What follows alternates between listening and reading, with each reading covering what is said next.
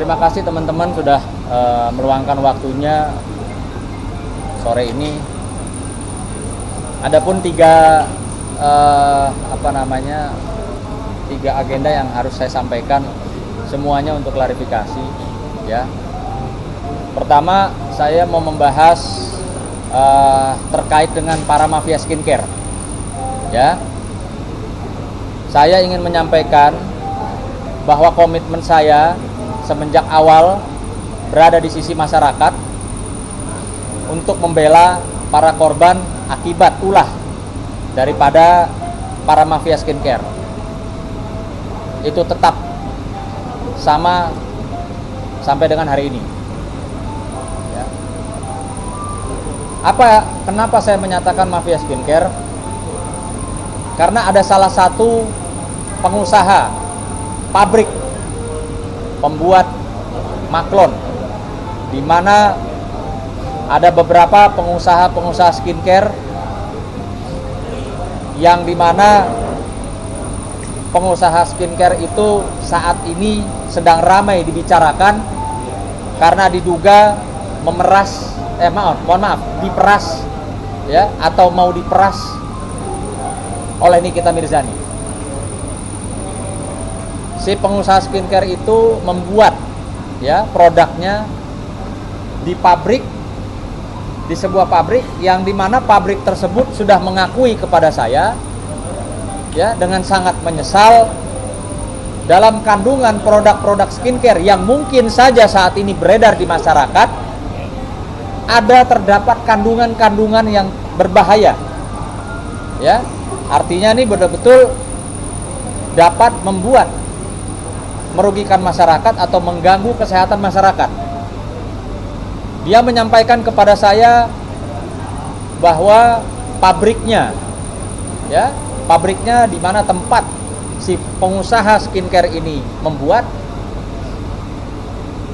ada bahan-bahan yang tidak seharusnya masuk dalam produk-produk tersebut. Maka bersama ini saya juga ingin menyampaikan kepada Doktif, ya. Saya, Bang Nahak, pada saat itu bertemu dengan teman-teman media menyatakan siap membantu masyarakat korban skincare. Dan masih sampai detik ini kami berkomitmen akan hal itu. Yang dimana pada saat kami menyampaikan jumpa pers terkait dengan komitmen kami, yang dimana pada saat itu ada senior kami, yaitu Bang Petrus Balapationa, yang secara profesional saat ini sedang menjadi kuasa hukum dari salah satu pengusaha skincare. Kami ingin menyampaikan bahwa tidak ada kaitannya dengan kami, ya.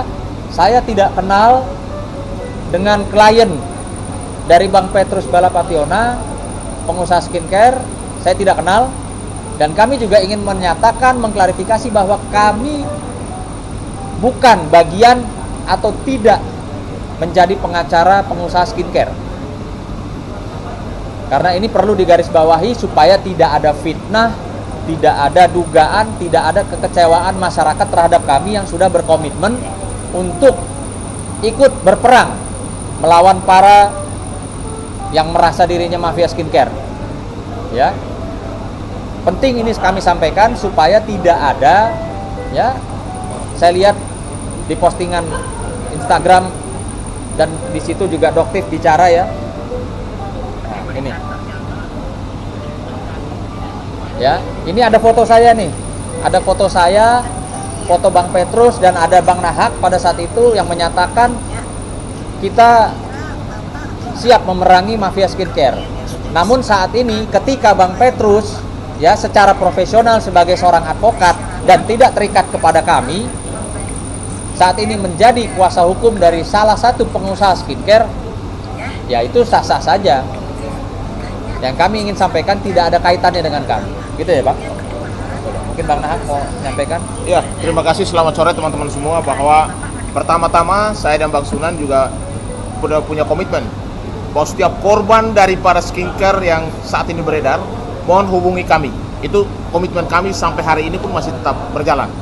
Yang kedua, bahwa untuk pengusaha, ya, pengusaha kosmetik atau dalam hal ini adalah skincare yang ada dugaan ada bahan-bahan berbahaya, bahkan ada dugaan mafia skincare, kami juga minta kepada pihak pemerintah, terutama Kementerian Kesehatan dan juga BPOM, untuk turun tangan mengevaluasi yang namanya izin yang pernah dikeluarkan kepada perusahaan kosmetik atau skincare yang beredar saat ini.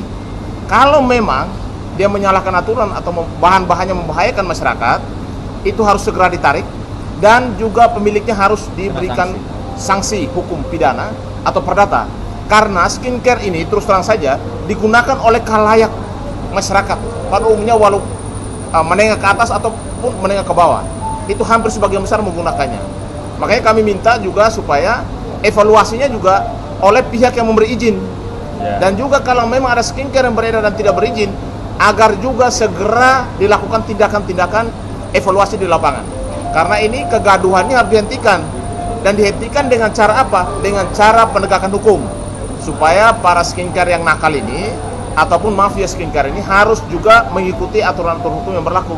Kalau tidak, ini akan menjadi bumerang sendiri. Kenapa? Karena semuanya beredar sudah ke masyarakat luas. Dan bagaimana cara mengendalikannya? Tidak mungkin perorangan juga melakukan investigasi.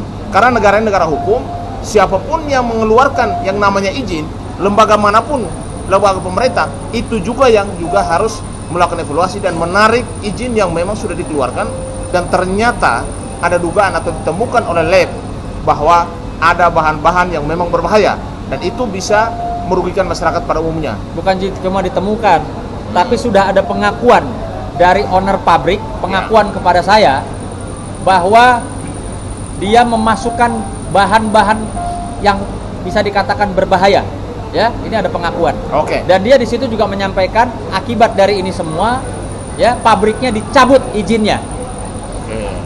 Artinya ini nggak main-main. Pabriknya dia sampai dicabut izinnya karena ada bahan-bahan berbahaya yang diduga masuk ke dalam produk yang sekarang di tangan para pengusaha skincare, yang juga mungkin sudah dijual pada masyarakat. Ya. Kenapa saya menyatakan demikian juga? Karena si pengusaha skincare ini, ya, yang lagi rame, dia merasa dirinya mau diperas oleh Nikita Mirzani, ya, merasa dirinya mau diperas oleh Nikita Mirzani, si pengusaha ini. Nah, pengusaha ini ngambil barangnya dari pabrik yang berkomunikasi dengan saya, yang curhat sama saya bahwa barangnya itu mengandung bahan berbahaya dan karena itulah izinnya dicabut. Nah, artinya kalau kita kembali, seorang atau para pengusaha skincare, kenapa kalian mesti takut barangnya direview oleh siapapun lah, mau sama Nikita, mau sama Doktif, mau sama Bang Nahak mungkin. Kenapa mesti takut kalau memang tidak ada kandungan barang-barang berbahaya? Kenapa mesti mengeluarkan duit miliaran?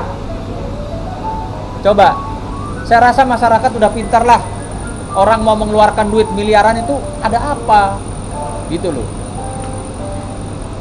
Nah, kalau yang berkaitan dengan pabrik, ya, pabrik yang dicabut izinnya, yang dimana ownernya berbicara dengan saya, si pengusaha ini, ya, merasa mau diperas oleh Nikita Mirzani dengan jumlah 15 miliar. Gitu loh. Karena penghasilannya diduga sebulan, ini kita ngomong sebulan ya, sebulan itu 40 sampai dengan 60 miliar.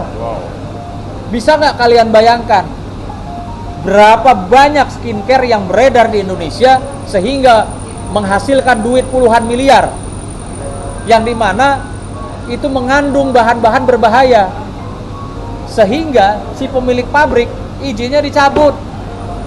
Jadi tolong deh, ya, seperti kata Bang Nahak, mohon pemerintah harus turun,